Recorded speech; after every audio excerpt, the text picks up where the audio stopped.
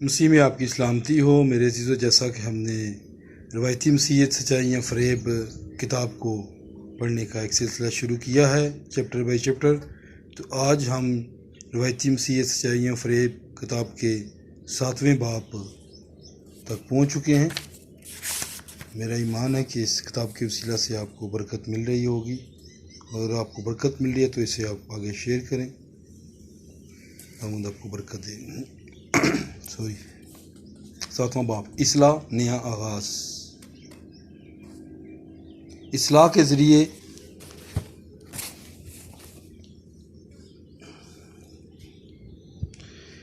ذریعے الہیات مداخلت دیر سے شروع ہوئی۔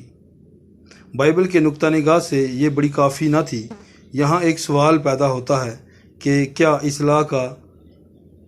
اصلاح کار جو سب کے سب رومن کیتھولک کلیسیا کے فرزند تھے، اس بات کو درست طور پر پہچانتے تھے کہ ایک نیا آغاز ضروری ہے، کیونکہ اس وقت کے دنیاوی نظام کے مطابق زیادہ تر باتیں اصلاح طلب نہیں تھیں۔ ایک طرح سے یرمیہ نبی کا کلام دہرایا جا سکتا ہے کہ اپنی افتادہ زمین پر ہل چلاؤ اور کانٹوں میں تخم ریزی نہ کرو۔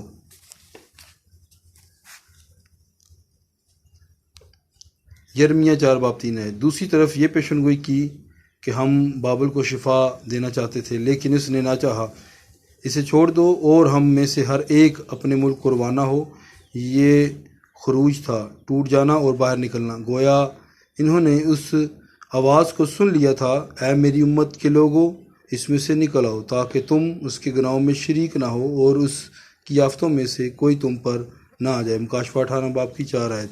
مثال کے طور پر لوتھر ان الفاظ کو سمجھ گیا جو مقدس یوحنا رسول نے لکھے کہ تیرے سوداگر زمین کے امیر ہے، تیری جادوگری سے سب قومیں گمراہ ہو گئیں، اور نبیوں اور مقدسوں اور زمین کے اور سب مقتولوں کا خون اس میں پایا گیا۔ مکاشفہ 18:23۔ اس کے علاوہ جو کچھ یرمیہ نبی نے فرمایا کہ بابل خداوند کے ہاتھ میں سونے کا پیالہ تھا جس نے ساری دنیا کو متوالا کیا، قوموں نے اس کی مے پی، اس کے لیے وہ دیوانہ ہیں۔ یرمیہ 51:7۔ تاہم ابتدائی مسیحیت کی طرف لوٹنے کا اصلاحی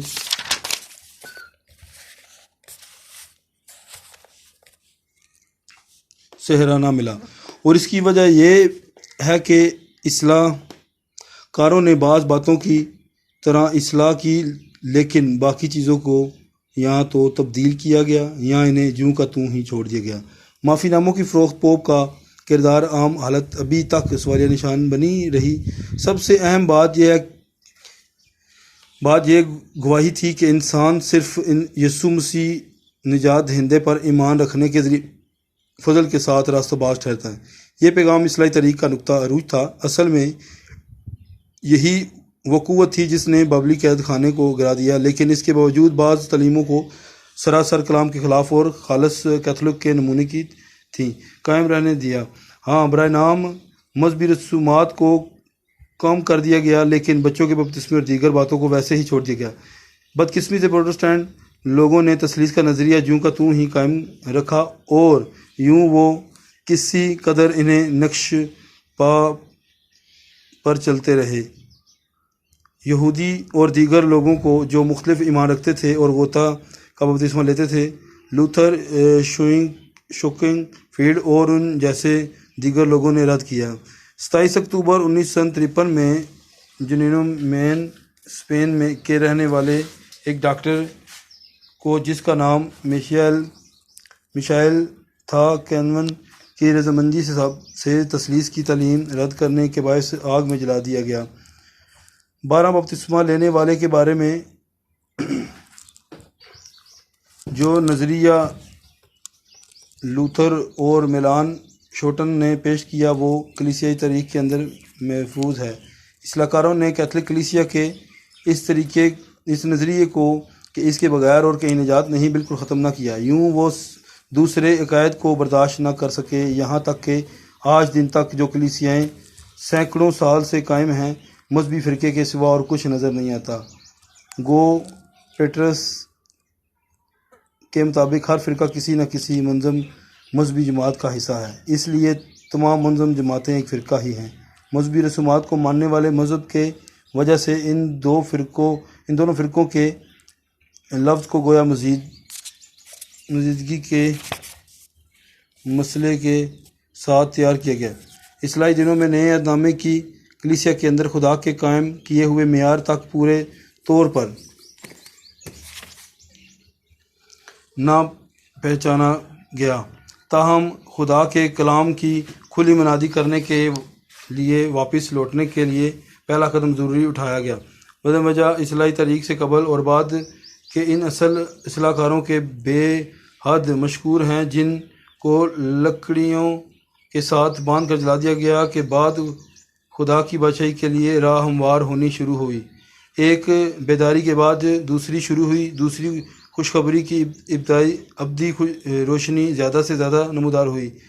ایمان سے راست باز ٹھہرنے کے پہلے قدم کے بعد اس کلام اور روح کے وسیلہ سے دل کی تقدیس کا تجربہ آگ کی طرح جلتے ہوئے بیداری کے مناد جنہوں نے کلیسیائی تاریخ بنائی اور بائبل کی ایسی سچائیوں کو مشترک کیا جن کا سننے والے نے تجربہ حاصل کیا۔ دیگر زمانوں کے خادموں کی طرح کیونکہ وہ اعلیٰ نسب اور فائز نہ تھے بلکہ صرف کلام کے ایسے خادم تھے جنہوں نے انجیل کی منادی کے ذریعے لوگوں کو مسیح کے ساتھ جوڑا، اس لیے ان کی کوئی سرکاری حیثیت نہ تھی۔ افسوس کی بات یہ ہے کہ ان لوگوں میں سے بھی بعض خاص تعلیم پر جو ان پر عیاں کی گئی آ کر رک گئے۔ کچھ لوگ صرف راست بازی حاصل کر کے ہی مطمئن ہو گئے جبکہ بعض تبدیلی اور بپتسمے پر آ کر ٹھہر گئے اور کچھ تقدیس کے تجربے پر، لیکن خدا اپنے روح کے وسیلہ سے آگے بڑھتا گیا۔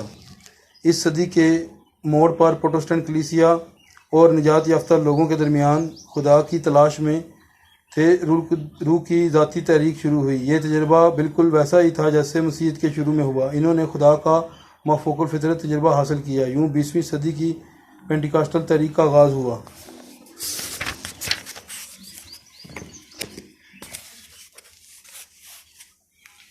اصلاح اور بیداری کی مختلف طریقوں سے کئی کلیسیائیں وجود میں آئیں۔ اس انسانی ناکامی اور ملی جلی بھیڑ کی وجہ سے کئی روحانی غلطیاں ہوئیں، تاہم اس بات نے کسی کو یہ حق نہ دیا کہ وہ خدا کے معتبر کلام کو رد کرے۔ یوں ہر بیداری کلیسیا کو اصلی مسیحیت کے نزدیک لاتی گئی۔ خدا کا روح اس وقت تک جنبش کرتا رہا جب تک کہ پینٹیکاسٹل بیداری میں خدا کا روح راست باز اور نئے سرے سے پیدا ہونے والے لوگوں پر نازل نہ ہوا۔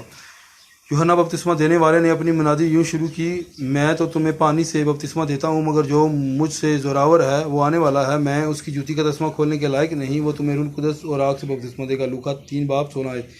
یہ اعلان پینتیکوست کو اہم دن پر پورا ہوا۔ روح القدس کا بپتسمہ ایمانداروں کو اس بات کی تسلی دیتا ہے کہ خدا نے انہیں قبول کر لیا ہے۔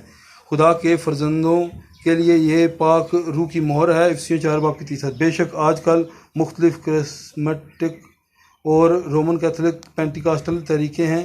ایسا ماحول پیدا کیا جاتا ہے جہاں لوگ تجربہ تو حاصل کرتے ہیں لیکن رہتے پرانی رسومات میں ہی ہیں۔ کیا وہ واقعی نئے سرے سے پیدا ہو کر ذات الہی میں شریک ہو چکے ہیں؟ اس سوال کا جواب صرف متعلقہ شخص دے سکتا ہے۔ خدا کے حقیقی بچے روح القدس سے مامور ہیں، وہ ہمیشہ کے لیے مسیح کی درست مخلصی کو حاصل کریں گے اور خدا کے ابدی کلام کو اپنی گواہی اور واجب الوجود بنائیں گے۔ روح کے پھل پہچانے جائیں گے۔ نعمتیں تو بہت لوگ دکھا سکتے ہیں لیکن روح کا پھل صرف ان لوگوں میں ہی دیکھا جا سکتا ہے جو حقیقی طور پر ذات الہی میں شریک ہو چکے ہیں۔ یہ کلام ابھی تک درست ہے کہ پس ان کے پھلوں سے تم ان کو پہچان لو گے۔ جو مجھ سے اے خداوند کہتے ہیں ان میں سے ہر ایک آسمان کی بادشاہی میں داخل نہ ہوگا مگر وہی جو میرے آسمانی باپ کی مرضی پر چلتا ہے۔ اس دن تیرے مجھ سے کہیں گے، اے خداوند کیا ہم نے تیرے نام سے نبوت نہیں کی اور تیرے نام سے بدروؤں کو نہیں نکالا اور تیرے نام سے بہت سے معجزے نہیں دکھائے؟ اس وقت میں ان سے صاف کہہ دوں گا، میری کبھی تم سے واقفیت نہ تھی۔ اے بدکاروں میرے پاس سے چلے جاؤ۔ متی 7:20-23۔ مئی 1946 میں عالمگیر جنگ کے بعد امریکہ میں الہی شفا کی ایک زبردست بیداری شروع ہوئی۔ جیفرسن ویل انڈیانا کے رہنے والے ایک حلیم نوجوان خادم ولیم برینم نے، جسے ڈاکٹر رائے ڈیوس نے بیپٹسٹ چرچ کے اندر ایک خادم کی حیثیت سے مقرر کیا۔ الہی بلاہٹ کے ذریعے ایک زبردست بیداری لانے کے لیے ہر اول دستے کا کردار ادا کیا۔ پادری گارڈن لینڈ سے، جس نے کسی سال تک اس کے ساتھ سفر کیا، چشمدید گواہ کی حیثیت سے اپنی کتابیں ولیم برینہم خدا کی طرف سے بھیجے ہوئے ایک شخص میں دنگ کرنے والی باتوں کا ذکر کیا۔ وہ اس شخص کی خدمت میں ہو بہو انہی نشانوں اور عجیب کاموں کو دیکھنے کی گواہی دیتا ہے جو یسوع مسیح اور رسولی زمانے میں وقوع پذیر ہوئے۔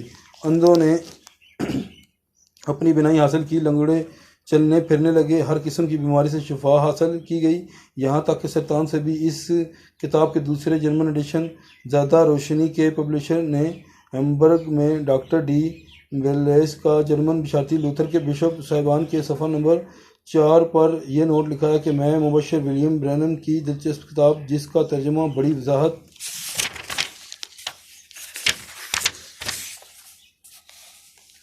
کے ساتھ کیا گیا ہے، آپ کے بے حد شکر گزار ہوں۔ یہ طریقہ امریکیوں نے اختیار کیا ہے، وہ ہمارے لیے انوکھا ہے۔ شاید یہ بہتر ہوگا کہ اس قسم کی روح ہماری بشارتی مہمات میں بھی کار فرما ہو۔ لہٰذا میں ولیم برینہم کو جرمنی میں دعوت دینے کے لیے آپ کی تجویز کی حمایت کرتا ہوں۔ اس انوکھی اور زبردست الہی تصدیق کی خدمت نے بہت سارے مبشروں کو اس قسم کی شخصی خدمات شروع کرنے کے لیے ابھارا۔ بہتوں نے اپنی بشارتی ایسوسی ایشنوں کو قائم کیا ہے۔ فل گاسپل بزنس مین، کرسمیٹک تحریک اور دیگر کئی نے بھی اس مہلت کا آغاز کیا ہے۔ اگر کوئی ان باتوں کا بغور جائزہ لے تو اسے معلوم ہوگا کہ مذہبی آمیزش پہلے سے کہیں زیادہ ہے۔ یہ کہا جا رہا ہے کہ مسیح یہاں ہے اور مسیح وہاں ہے، لیکن ابھی تک ایسی کوئی کلیسیا وجود میں نہیں آئی جس کا مقابلہ پہلی کلیسیا کے ساتھ کیا جا سکے، اور اس کی وہی تعلیم اور وہی کام اور وہ کلام کی تادیب کے حامل ہوں۔ اب نئے عہد نامہ کے اختتام پر ہمیں روح القدس کے ذریعے خدا کی ایسی براہ راست تحریک کی ضرورت ہے جس میں دلہن کلیسیا کے تمام ممبر ترقی پا کر مسیح کے قد تک پہنچنے کا تجربہ حاصل کریں۔ الہی منصوبے یہ ہیں کہ آخری وقت میں مسیح ایک ایسی کلیسیا قائم کرے گا جو وہ بہو پہلی کلیسیا کی مانند ہوگی، اور جو کچھ اس کلیسیا میں وقوع پذیر ہوا وہ دوبارہ وقوع پذیر میں آئے گا۔ ہر چیز جو زندہ خدا کی کلیسیا کے ساتھ وابستہ رکھتی ہیں، اس کو اس کی اصلی صورت پر واپس لایا جانا بہت ضروری ہے۔ مسیح کی واپسی سے قبل تازگی اور مکمل بحالی کا وعدہ کیا گیا ہے۔ اعمال 3:19-21 آیت۔ جو کوئی یسوع مسیح کی کلیسیا کا حصہ ہے، وہ مذہبی جوش و خروش کے بہاؤ میں جو عموماً فریب کاری کے رنگ میں رنگا ہوتا ہے نہیں بہے گا۔ جو دعوے اس وقت کیے گئے ہیں ان کو کلام مقدس میں تلاش کر کے ان کا یقین کرے گا۔ جو کچھ خدا کرتا ہے وہ ہمیشہ اپنے کلام کے مطابق کرتا ہے۔ پیشتر اس کے کہ ہم یہ دعا کریں کہ جس طرح تیری مرضی آسمان میں پوری ہوتی ہے، ہم پر روح کے وسیلہ سے خدا کی مرضی اس کے کلام کے ذریعے ظاہر ہونی چاہیے۔ یہ وہ وقت نہیں کہ ہم کسی خالص آدمی کی طرف دیکھیں، بلکہ یہ خدا کا وقت ہے، خدا کے کلام یعنی سچائی کا وقت۔ اس تشریح کے ذریعے ہر شخص کے لیے ممکن ہے کہ وہ ثابت کرے کہ اس کا ایمان کلام کے مطابق ہے یا کلیسیائی تعلیم کے اوپر۔ یہ نہایت ضروری ہے کہ مسیح کی واپسی سے قبل ہم اپنا تعلق خدا کی آخری تحریک کے ساتھ پائیں۔ خداوند آپ سب کو برکت دے، آمین۔